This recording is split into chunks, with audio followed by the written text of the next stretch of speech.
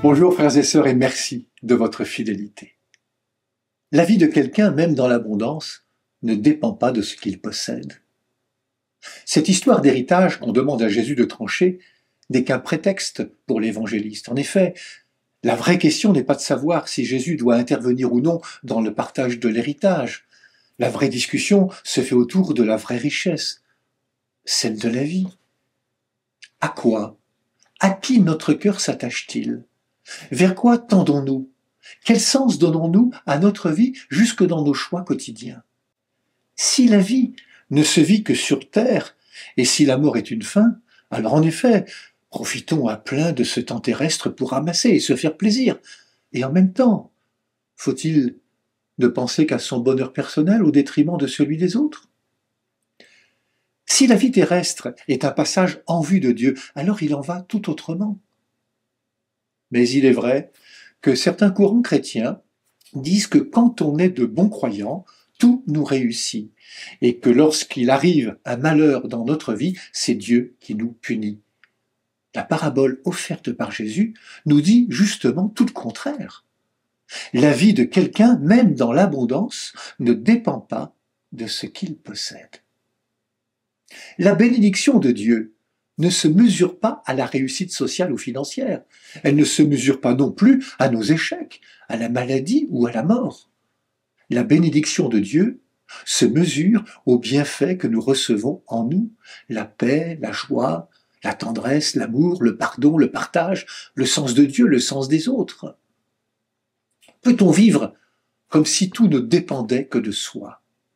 Regardons Jésus dans les évangiles. Sa vie, il la reçoit de son Père. Oui, la vie est un don. Saint Jérôme, qui a traduit la Bible, nous alerte que nul ne se croit maître de sa propre vie. Si la vie de Jésus est un don reçu et donné toujours dans l'amour, notre vie, qui est un don, est invitée à la conversion en suivant la vie même de Jésus. La faire advenir en un don à Dieu et à nos frères et sœurs, car qui aime sa vie la perd, dit l'évangéliste Jean. Ainsi, Jésus n'aura de cesse de montrer aux hommes et aux femmes, aux puissants comme aux petits, qu'un cœur qui aime vaut plus que tout l'or du monde. Et que l'amour est de l'ordre d'une relation gratuite, une relation qui ne cherche pas son intérêt.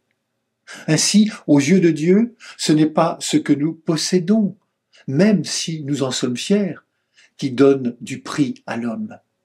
Car tout cela est périssable. L'Évangile oriente notre regard non vers une richesse matérielle de plaisirs éphémères, mais vers une richesse de l'être.